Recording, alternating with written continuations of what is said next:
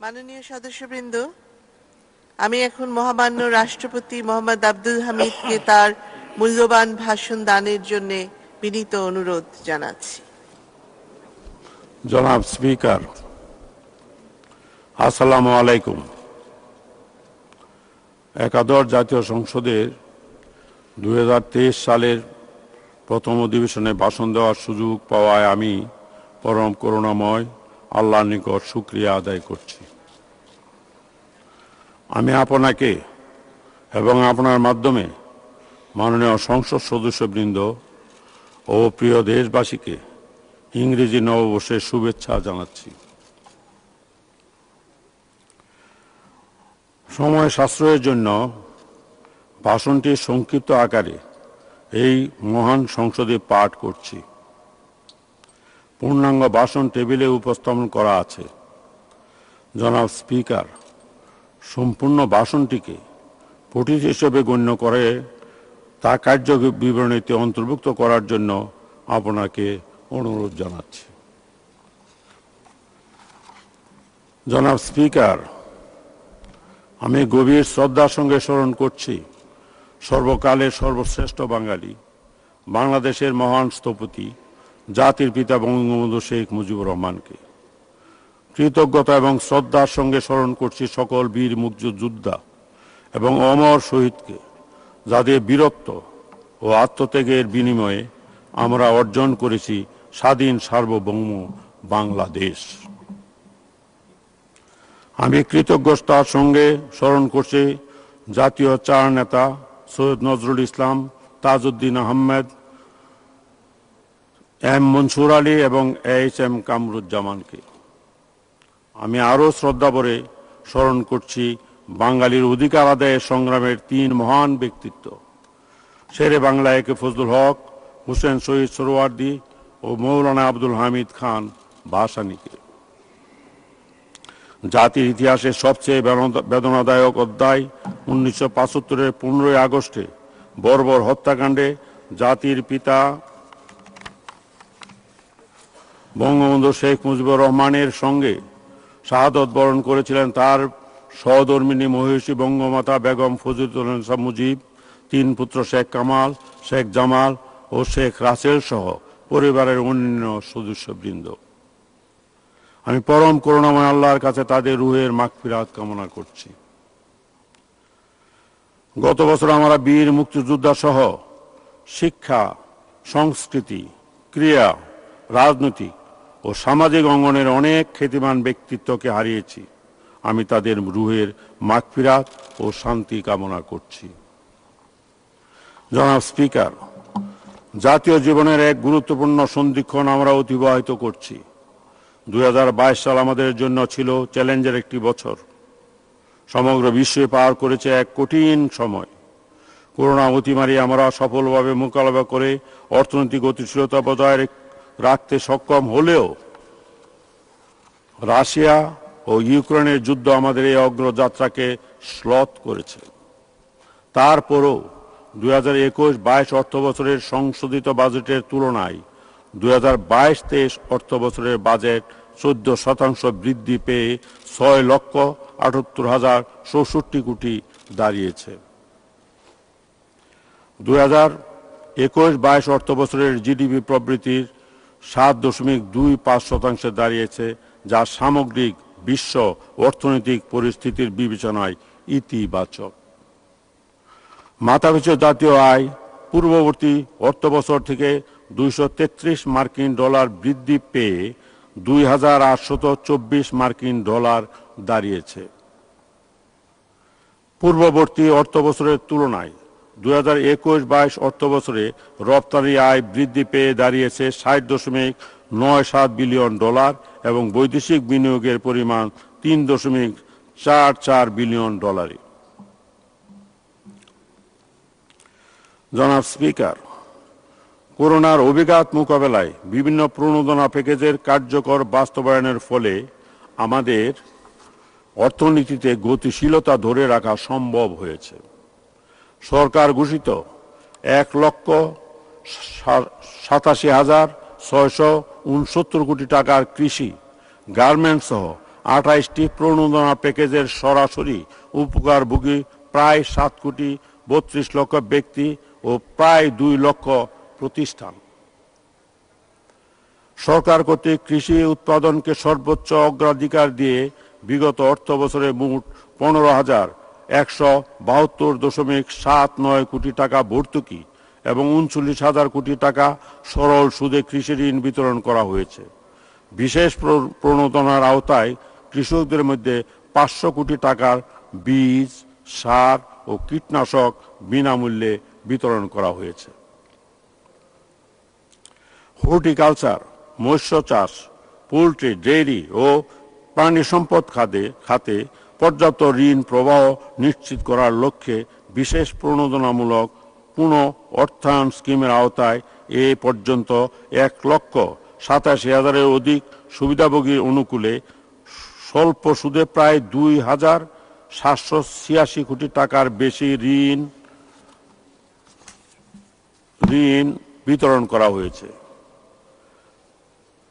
সামাজিক নিরাপত্তা কর্মসূচির আওতায় মাছ ধরার বন্ধকালীন 2021-22 অর্থবছরে 12,45,000-এর অধিক জেলে পরিবারকে প্রায় 96,550 মেট্রিক টনের অধিক খাদ্যশস্য ভিজিএফ হিসাবে প্রদান করা হয়েছে। পাশাপাশি 8 লক্ষের অধিক মৎস্য চাষী খামারিকে প্রায় 903 কোটি টাকা নগদ এবং উৎপাদন উপকরণ সহায়তা প্রদান করা হয়েছে। জনাব স্পিকার, আমাদের অর্থনীতিতে বস্ত্র ও পাট খাতের অবদান গুরুত্বপূর্ণ। পাট ও পাটজাত পণ্য থেকে 1.13 বিলিয়ন মার্কিন ডলার এবং তৈরি পোশাক খাত থেকে 42.61 বিলিয়ন মার্কিন ডলার বৈদেশিক মুদ্রা অর্জিত হয়েছে।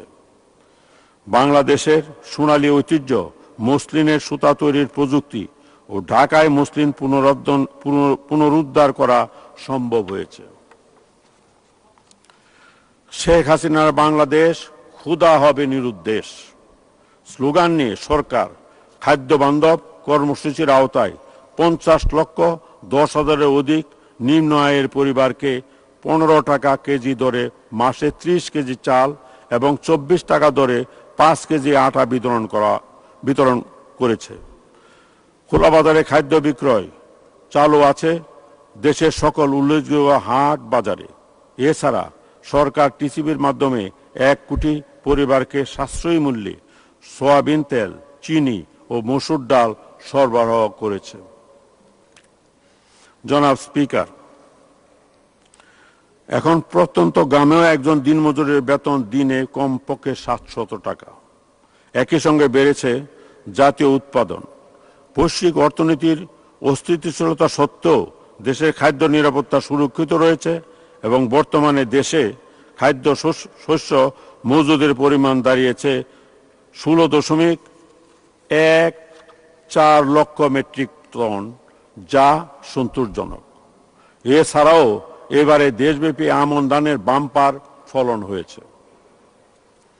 জনাব স্পিকার, অন্তর্ভুক্তিমূলক উন্নয়ন জোরদার করার লক্ষ্যে অর্থনৈতিক বৈষম্য হ্রাসে প্রতি বছর সামাজিক নিরাপত্তা বেষ্টনী কর্মসূচির বাজেট বৃদ্ধি করা হচ্ছে, যার পরিমাণ 1,13,576 কোটি টাকা। বর্তমানে বয়স্ক ভাতাভোগীর সংখ্যা প্রায় 57 লক্ষ। বিধবা ও স্বামী নিগৃহীতা মহিলা ভাতাভোগীর সংখ্যা প্রায় 25 লক্ষ। প্রতিবন্ধী শিক্ষার্থীদের জন্য শিক্ষা উপবৃদ্ধির উপকারভোগীর সংখ্যা 1 লক্ষ এবং প্রতিবন্ধী ভাতাভোগীর সংখ্যা প্রায় 24 লক্ষ জন। বিগত অর্থবছরে বিজিডি চক্রে সারা দেশে 10,40,000 উপকারভোগীকে প্রতি মাসে খাদ্য সহায়তার পাশাপাশি প্রশিক্ষণ দেওয়া হয়েছে। মা ও শিশু সহায়তা কর্মসূচির উপকারভোগী 12,54,000 জনকে মাসিক 800 টাকা হারে ভাতা প্রদান করা হয়েছে।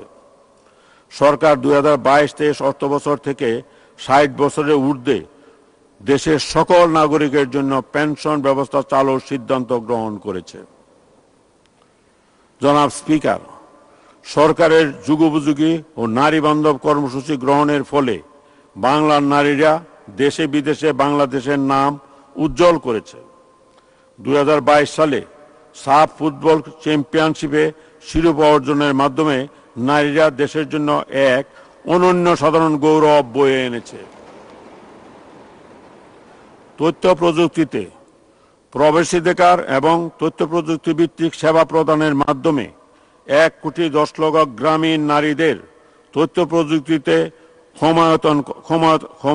ক্ষমতায়ন করা হয়েছে। সকল নারী উদ্যোক্তাকে ই কমার্সে অন্তর্ভুক্ত করার লক্ষ্যে ই কমার্স মার্কেটপ্লেস lalsobuz.com এবং ই-জয়িতা চালু করা হয়েছে। জনাব স্পিকার, সরকার দেশের 64 জেলার 500টি উপজেলার বেকার যুবদের প্রশিক্ষণ ও ঋণ প্রদানের মাধ্যমে আত্মকর্মী তৈরি করেছে। সামাজিক ক্ষেত্রে অসাধারণ অবদানের জন্য 2022 সালে মাননীয় প্রধানমন্ত্রী 12 জন যুবককে Sheikh Hasina youth volunteer award 2022 প্রদান করেছেন। জনাব স্পিকার, মাননীয় প্রধানমন্ত্রী শেখ হাসিনার প্রতিশ্রুতি বাংলাদেশের একজন মানুষও গৃহহীন থাকবে না, এ লক্ষ্যে আশ্রয়ণ প্রকল্পের মাধ্যমে 1997 সাল থেকে 2001 এবং 2009 থেকে 2022 সাল পর্যন্ত 7,58,525টি পরিবারের প্রায় 35 লক্ষ গৃহহীন মানুষকে পুনর্বাসন করা হয়েছে। পাশাপাশি জাতির সূর্য সন্তান ও সচ্ছল বীর মুক্তিযোদ্ধা, বীরঙ্গনা, শহীদ মুক্তিযোদ্ধা, প্রয়াত মুক্তিযোদ্ধাদের স্ত্রী ও সন্তানদের মুজিব বর্ষ এবং স্বাধীনতার সুবর্ণ জয়ন্তী উপলক্ষে মাননীয় প্রধানমন্ত্রীর উপহার হিসাবে 30,000 বাসস্থান বীর নিবাস দেওয়া হয়েছে। জনাব স্পিকার, করোনা অতিমারী মোকাবেলায় টিকাদান এবং সামাজিক তৎপরতার উপর ভিত্তি করে নিক্কে কোভিড-19 রিকভারি সূচক বিশ্বের 121টি দেশের মধ্যে বাংলাদেশ পঞ্চম এবং দক্ষিণ এশিয়ার শীর্ষে অবস্থান করছে।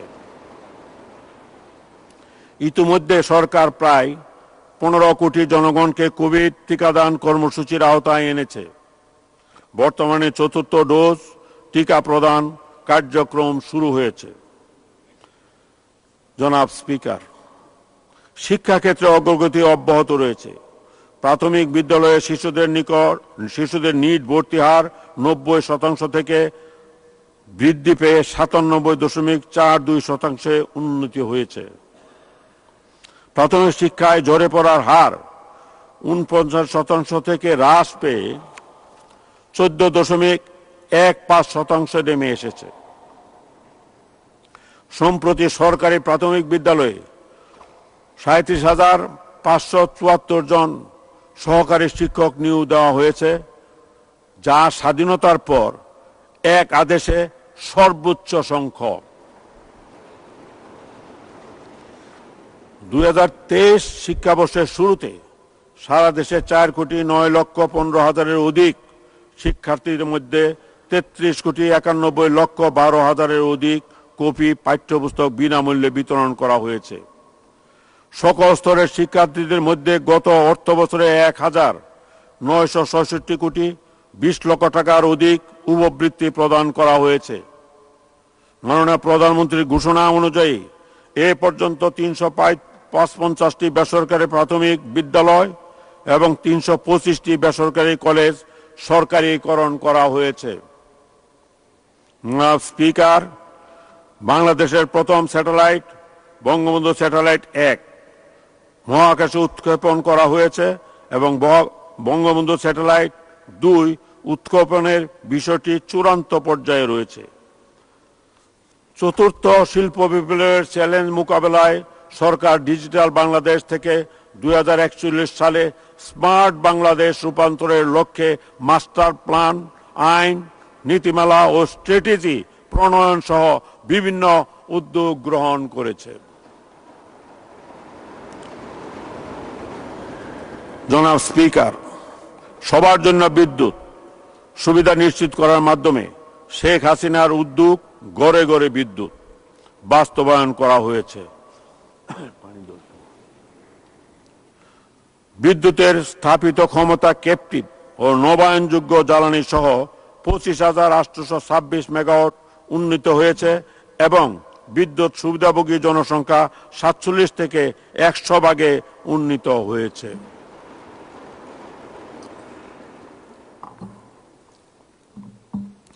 অত্যাধুনিক গণপরিবহন হিসাবে 6টি মেট্রো রেল সমন্বয়ে একটি শক্তিশালী নেটওয়ার্ক গড়ে তোলার লক্ষ্যে উত্তরা থেকে আগারগাঁও পর্যন্ত প্রথম উড়াল মেট্রো ট্রেন চালু হওয়ায় মাননীয় প্রধানমন্ত্রীকে আমি আন্তরিক ধন্যবাদ জানাচ্ছি।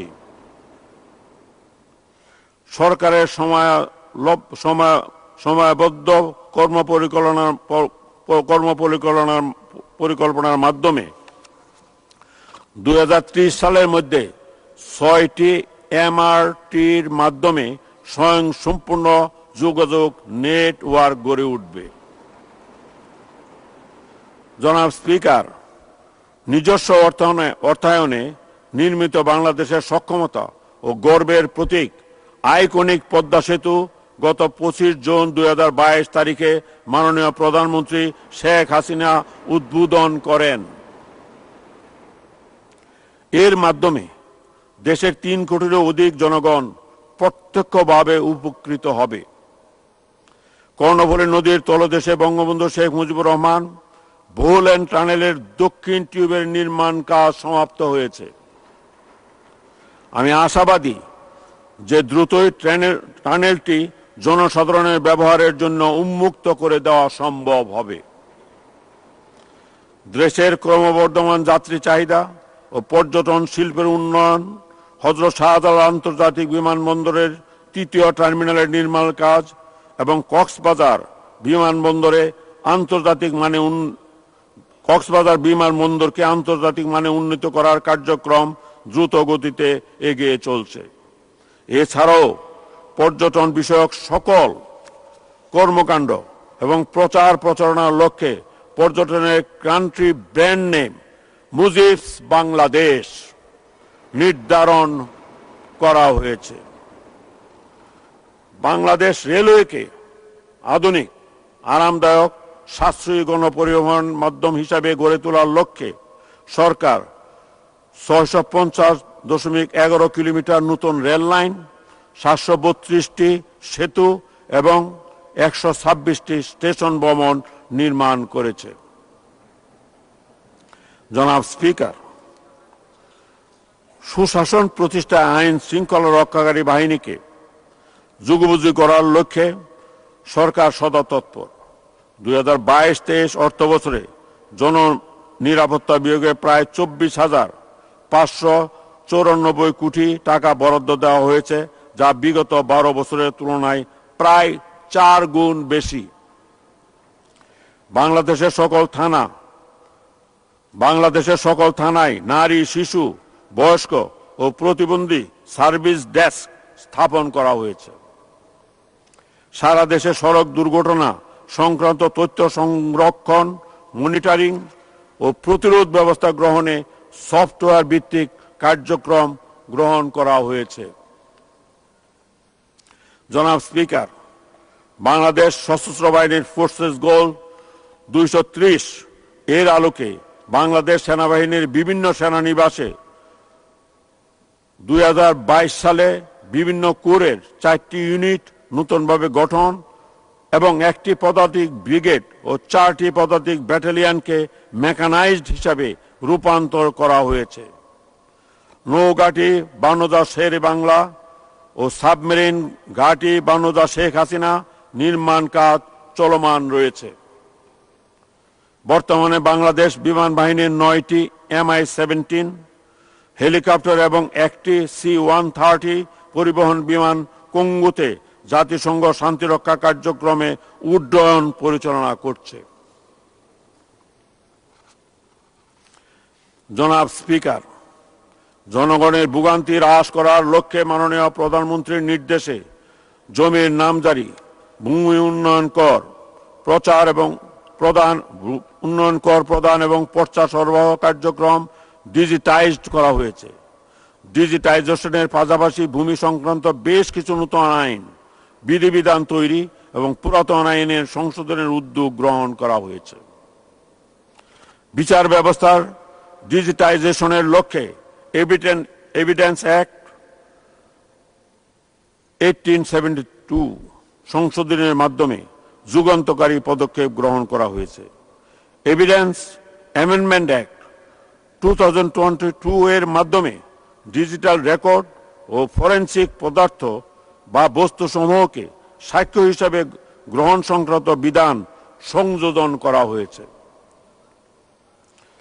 জনাব স্পিকার, অর্থনৈতিক উন্নয়নের ধারা অব্যাহত রেখে জলবায়ু পরিবর্তনজনিত অভিযোজনমূলক কার্যক্রম বাস্তবায়নের লক্ষ্যে ন্যাশনাল অ্যাডাপ্টেশন প্ল্যান প্রণয়ন করা হয়েছে। বাংলাদেশ বদ্বীপ পরিকল্পনা 2100 এর আওতায় 64 জেলায় প্রায় 5263 কিলোমিটার নদী, খাল ও জলাশয় পুনঃখননের কাজ চলমান। পানি উন্নয়ন বোর্ড, নৌ পরিবহন মন্ত্রণালয় ও অন্যান্য প্রকল্পের আওতায় 109টি ছোট নদী, 533টি খাল ও 26টি জলাশয় পুনরুজ্জীবিত হবে। এছাড়া প্রধান নদী সমূহে ড্রেজিং ও নদী ব্যবস্থাপনা কার্যক্রমের প্রকল্প গ্রহণ করা হয়েছে। মাননীয় প্রধানমন্ত্রী শেখ হাসিনার উদ্যোগে স্বাক্ষরিত পার্বত্য শান্তি চুক্তির 72টি ধারার মধ্যে 65টি ধারা ইতিমধ্যে সম্পূর্ণ বাস্তবিত হওয়ায় অনগ্রসর পার্বত্য অঞ্চল জাতীয় উন্নয়নে সংযুক্ত হয়েছে। জাতি, ধর্ম, বর্ণ নির্বিশেষে সকলের মধ্যে সৌহার্দ্য বিরাজ করছে এবং দেশে সাম্প্রদায়িক সম্প্রীতি অটুট রয়েছে। বাঙালি সংস্কৃতি ও ঐতিহ্যকে বিশ্বে পরিচিতির লক্ষ্যে পৃথিবীর বিভিন্ন দেশের সঙ্গে সাংস্কৃতিক বিনিময় কার্যক্রম অব্যাহত রয়েছে। তথ্য প্রবাহ ও সৃজনশীলতার ধারা অব্যাহত রাখার জন্য সরকার আইন, বিধি ও নীতিমালা প্রণয়ন করছে। সরকার কর্তৃক সংবাদকর্মীদের কল্যাণার্থে সাংবাদিক ও সাংবাদিক পরিবারের সদস্যদের মধ্যে 2021-22 অর্থবছরে প্রায় 10 কোটি টাকা অনুদান প্রদান করা হয়েছে। জাতির পিতা বঙ্গবন্ধু শেখ মুজিবুর রহমানের পররাষ্ট্রনীতির মূল মন্ত্র সবার সাথে বন্ধুত্ব, কারো সাথে বৈরিতা নয়। এই নীতির উপর ভিত্তি করে মাননীয় প্রধানমন্ত্রী শেখ হাসিনার গতিশীল ও দূরদর্শী নেতৃত্বে পরিবর্তিত বৈশ্বিক প্রেক্ষাপটে প্রতিবেশী দেশসমূহের সঙ্গে কূটনৈতিক সম্পর্ক জোরদারকরণ, ব্যবসা বাণিজ্য ও শ্রমবাজার সম্প্রসারণে সরকার নিরলসভাবে কাজ করে যাচ্ছে। বাস্তুচ্যুত রোহিঙ্গাদের মানবিক সাহায্য প্রদান, নারীর ক্ষমতায়ন এবং জলবায়ুর চ্যালেঞ্জ মোকাবেলায় প্রধানমন্ত্রীর বলিষ্ঠ নেতৃত্ব বিশ্বব্যাপী প্রশংসিত হচ্ছে। জনাব স্পিকার, সর্বকালের সর্বশ্রেষ্ঠ বাঙালি জাতির পিতা বঙ্গবন্ধু শেখ মুজিবুর রহমানের অবিসংবাদিত নেতৃত্বে একটি রক্তক্ষয়ী জনযুদ্ধের মাধ্যমে আমরা অর্জন করেছি স্বাধীন সার্বভৌম বাংলাদেশ। স্বাধীন সার্বভৌম এই দেশে জনগণের সকল ক্ষমতার উৎস এবং তাদের সকল প্রত্যাশার কেন্দ্রবিন্দু মহান জাতীয় সংসদ। আপনারা জনপ্রতিনিধি, তাই জনস্বার্থকে সবকিছুর ঊর্ধ্বে স্থান দিতে হবে।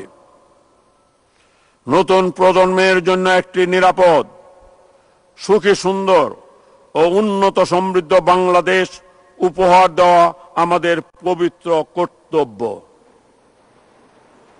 দুর্নীতি, সন্ত্রাস, মাদক ও জঙ্গিবাদ সম্পূর্ণরূপে নির্মূলের মাধ্যমে শোষণমুক্ত সমাজ প্রতিষ্ঠার লক্ষ্যে বাঙালি জাতিকে আরো ঐক্যবদ্ধ হয়ে কাজ করতে হবে। দেশের অগ্রযাত্রাকে বেগবান করতে মুক্তিযুদ্ধের চেতনা আর জাতির পিতার আদর্শকে ধারণ করে বঙ্গবন্ধু কন্যার নেতৃত্বে জাতি এগিয়ে যাক ক্ষুধা ও দারিদ্র্যমুক্ত আত্মমর্যাদাশীল বঙ্গবন্ধু সমৃদ্ধ সোনার বাংলা গড়ার পথে। আপনাদের সবাইকে আবারও আন্তরিক ধন্যবাদ ও শুভেচ্ছা। আল্লাহ হাফেজ। জয় বাংলা, জয় বঙ্গবন্ধু। বাংলাদেশ চিরজীবী হোক। আসসালামু আলাইকুম।